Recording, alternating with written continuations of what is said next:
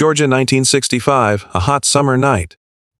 The kind of night where the air smells like red Georgia clay and somebody's grandmother is cooking collard greens 3 houses down. On a back road that most maps didn't even bother to name, a car sat dead on the shoulder, engine gone quiet, headlights fading, and inside that car, one of the most complicated men in American music was staring at the steering wheel with absolutely nowhere to go. His name was Richard Wayne Penniman. The world knew him as Little Richard.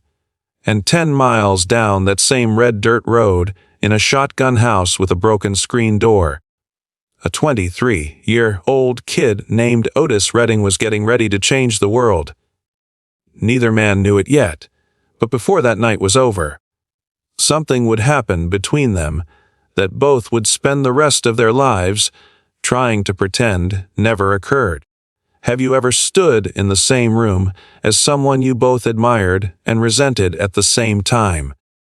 Someone whose very existence made you question your own. That's what Otis Redding and Little Richard were to each other. And that tension, that electric, complicated, beautiful tension, was about to produce something that the world was never supposed to hear. Let's go back to the beginning. Because to understand what happened that night, you have to understand where these 2 men came from. Not just the geography, though the geography matters. They were born in the same red dirt county. They breathed the same humid southern air. They both found God in the same kinds of wooden churches where the congregation didn't just sing, they testified. But their paths diverged in ways that made their eventual collision almost inevitable. Richard Penniman left Macon. That was the first thing. He exploded out of Georgia in the mid-1950s like a bottle rocket, all screaming and fire and disbelief. Tutti Frutti. Long Tall Sally. Good golly Miss Molly. He was something America had never seen, a black man from the Deep South taking up more space than anyone had given him permission to take. He wore the mascara. He wore the jewels. He pounded the piano like it owed him money, and screamed until his voice cracked the ceiling of every auditorium in the country. And then, at the absolute peak of his powers, he walked away. In 1957, Little Richard announced he was quitting rock and roll to devote his life to God. He threw his jewelry into a river. He enrolled in a theology program. The industry was stunned. The fans were devastated. And back in Macon, Georgia, a 14-year-old boy named Otis Redding was paying very close attention. Here is something that music historians don't talk about enough. Otis Redding grew up in Little Richard's shadow, not metaphorically, literally. Richard was from Macon. His story was the local legend, the proof that someone from these streets could become something extraordinary. When you're a poor black kid in 1950s, Georgia dreaming about music, Little Richard wasn't just an idol. He was the evidence. He was the reason you believed it was possible. But then, that evidence packed up and left. And Otis Redding had to build his own case from scratch. He started playing talent shows. He won. Then he won again. Then he won so many times that the promoter eventually told him he couldn't enter anymore because it wasn't fair to the other kids. He was raw in those early days, still finding the shape of his voice, still figuring out how much of the church to let into the club, because that was always the tension for black artists from the South. The sacred and the secular. The Sunday morning and the Saturday night. How much gospel do you bring into the blues without losing one or the other? Otis was still wrestling with that question when he walked into Stax Records in Memphis in 1962. He'd driven up from Macon with a guitarist named Johnny Jenkins, who had a session booked. Otis was just along for the ride. But at the end of Jenkins' session, there was time left on the clock, and someone suggested Otis try something. He walked up to the microphone and sang a song he'd written called "These Arms of Mine." The tape was rolling. Nobody was expecting anything. What came out of that microphone stopped everyone in the room. It wasn't polished. It wasn't perfect. But it was something that no amount of training could manufacture. It was the sound of genuine human longing, the sound of a man putting his whole chest into a plea. Otis Redding didn't sing songs. He inhabited them. He became them. And in that stacked studio, with its famous sound created by the worn wooden floors and the imperfect acoustics, something irreversible happened. A voice found its home. These Arms of Mine was released in late 1962. It moved slowly at first, spreading through the rhythm and blues circuit like word of mouth, which in those days was exactly how great music was supposed to travel. By early 1963, it was climbing the rhythm and blues charts. By the time it peaked, Otis Redding was no longer just a kid from Macon with big dreams. He was an artist with a sound that nobody else could replicate. But back in Macon, there was a man watching this rise with complicated feelings. Little Richard had returned to music by the early 1960s. His religious conviction hadn't diminished. But the pull of performance was something he couldn't fully silence. He began recording gospel, then gradually eased back towards secular material. But the world had changed while he was gone. The music had changed, and whether he was willing to admit it or not, a younger generation had moved into the space he left behind. He called Otis an imitator, loud and public about it. In interviews, in offhand comments, in the particular way he would dismiss questions about Redding with a wave of his hand. Richard would say that Otis was doing what he had already done, screaming and hollering and calling it soul. He had invented that. Was he wrong? Not entirely. The debt that soul music owed to Little Richard was real and documented. The way Otis attacked a note, the way he bent his voice around a lyric, the way he used repetition to build emotional pressure until the audience couldn't hold it anymore. All of that had roots in the church tradition that Richard had helped bring to popular music. Otis knew it too. That was the part that nobody talked about. Otis Redding was not oblivious to the influence. He had grown up with it. He had studied it. And there was a complicated gratitude underneath his public indifference to Richard's criticism. The kind of gratitude that a son has for a father who left. Real but complicated, warm but with edges. By 1965, Otis was legitimate. Mr. Pitiful. I've been loving you too long. Respect. The song that he wrote and recorded before a certain other artist made it one of the most famous recordings in history. He was playing the Chitlin circuit, the network of venues across the South, and the Midwest where black artists performed for black audiences, building the kind of devoted following that didn't require radio airplay because it was built on something more durable than exposure. It was built on experience, on the feeling you got in the room when Otis Redding took the stage and the temperature actually seemed to rise. He was also starting to think bigger. There were conversations happening about crossing over, about reaching white audiences, about what it might mean for a black soul artist from Georgia to stand on a stage that wasn't segregated by custom or expectation. These were not simple conversations in 1965. They carried weight. They carried history, and Otis was carrying them privately, turning them over in his mind, not yet ready to speak them out loud. And then, on a Tuesday evening in late summer, there was a church event in Macon. The details of what brought them both there that night have been described differently by different people over the years. What is agreed upon is this: a benefit concert for a local congregation's rebuilding fund. Local musicians contributing their time. Little Richard, who maintained strong ties to Macon's church community despite his complicated relationship with organized religion, had performed an early set. Otis, who was in town visiting family, had stopped by. They were cordial. They were professional. They were two men who had spent years performing a public disregard for each other, and they were very good at it. Then the night ended, And little Richard's car didn't start. The details here are where the story gets thin and important at the same time. What we know from the one engineer who later spoke about that night is that it was Otis who offered the ride. That part seems out of character given the public tension, but people who knew Otis well would not have been surprised. Whatever his complicated feelings about Richard's criticism, Otis Redding was, by all accounts, a genuinely generous man. He didn't leave people stranded on the side of the road. They drove. And somewhere in that drive, the conversation found its real level.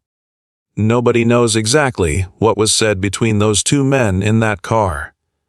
But people who knew them both have speculated, and the speculation is consistent enough to feel like truth. They talked about Macon, about the churches they'd both grown up in, about the specific sound of a gospel choir in a room with bad acoustics and hard wooden pews, and a congregation that wasn't listening politely, but participating completely. They talked about what it cost to leave that behind, and what it cost to stay. By the time they reached the edge of the city, one of them suggested stopping somewhere. There was a small recording facility, not a major studio. The kind of place that existed in those days to serve working musicians who needed to lay down demos or test new arrangements without paying full studio rates. The engineer on duty that night was a young man who recognized both of his visitors immediately and had the presence of mind to keep his mouth shut and his tape rolling. What happened in the next 3 hours has been described by the one person who heard the full recording as the most raw and honest music he had ever been in the presence of. They started with gospel. That was the natural beginning, the shared foundation, the language they both spoke before they ever spoke about themselves. They worked through old hymns and spirituals, finding harmonies the way you find them when you've been trained in the same tradition, by ear, by instinct, by something that feels almost physical. Two voices finding each other across years of public hostility and discovering that the hostility had always been surface. And then it changed. At some point, and the engineer described this as happening gradually, and then suddenly, they stopped singing songs and started singing at each other. The music became a conversation, not a fight, but the kind of honest exchange that only happens when two people are exhausted enough to stop performing for each other and just say what they mean. Richard sang about leaving, about the guilt of walking away from a gift, from an audience, from a community that needed what he had, because he was afraid of what having it meant.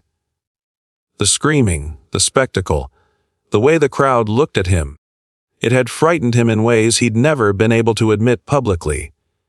The religion had been real, but it had also been shelter. And Otis sang back. He sang about growing up in the shadow of someone who left, about the particular loneliness of being the next person in line when the person who showed you it was possible decided that possible wasn't worth it. He sang about the anger and the gratitude being so tangled up together that he couldn't always tell them apart. They didn't stop. They kept going. The engineer sat in his chair and let the tape run and understood that he was witnessing something that had no category. It wasn't a recording session. It wasn't a rehearsal. It was two men from the same 10 miles of Georgia road, using the only language they fully trusted to say the things that language alone couldn't hold. By the time it was over, the sky outside was starting to lighten. They both knew immediately. Whatever that tape contained, it couldn't come out. Not then. The music industry in 1965 was not a place where black male artists could afford vulnerability of that depth. The image of Little Richard, even in his post-rock and roll form, was built on a particular kind of invincibility, the performer who controlled the room, who held all the power, who was never uncertain. And Otis had his own image to protect, the raw masculine soul man, the voice that hit you in the chest. Neither of them could afford for the world to hear 3 hours of confession. They agreed. The tape had to go. Except it didn't. The engineer made a copy. He kept it for years without telling anyone, then decades. The secret passing from a professional obligation to a private treasure to, eventually, a burden. He told one person before he died, a member of his family, swearing them to secrecy and leaving behind a locked box in Georgia with very specific instructions about what was inside. Rumors began circulating through music collector circles in the 1970s. A tape. 2 voices. Something that neither man would confirm. Little Richard was asked about it directly in more than one interview. His denials were absolute and immediate, and a little too fast. The way denials are when they're protecting something real. Otis Redding never got the chance to deny it. He was gone before the rumors had fully formed. On December 10, 1967, a chartered plane carrying Otis Redding and members of his backing band went down in Lake Monona near Madison, Wisconsin. He was 26 years old. 3 days before the crash, he had recorded a song in a Memphis studio. He'd been sitting on a houseboat, listening to the water, and had written something quieter than anything he'd put on tape before. Something that felt less like performance and more like reflection. A man at the edge of something, watching the tide roll away. The song was called Sittin' on the Dock of the Bay. It was released a month after he died. It went to #1 on the pop charts and the rhythm and blues charts simultaneously. It was the first posthumous #1 single in recorded music history. And the whistled ending, that unfinished, wandering sound, where the final verse should have been Otis improvised it, because he wasn't sure yet how the song was supposed to end. He never got to finish it, and somehow the unfinished part became the most honest part. The part that sounded most like life. When you listen to that song now, knowing what came before it, knowing about the boy from Macon who grew up watching Little Richard and built himself into something just as extraordinary, knowing about the midnight session in a small studio when 2 complicated men finally stopped performing for each other and just told the truth. It sounds different. It sounds like a man who had already said everything important in private and was now sitting quietly at the edge of the water, watching the tide come in. Little Richard outlived Otis by 53 years. He died in May of 2020, at the age of 87. He spent those decades being celebrated as the architect of rock and roll, the originator, the fire starter. He accepted the honors graciously and continued to deny the tape whenever it came up, which was less and less as the years passed, and the people who remembered the original rumors faded away.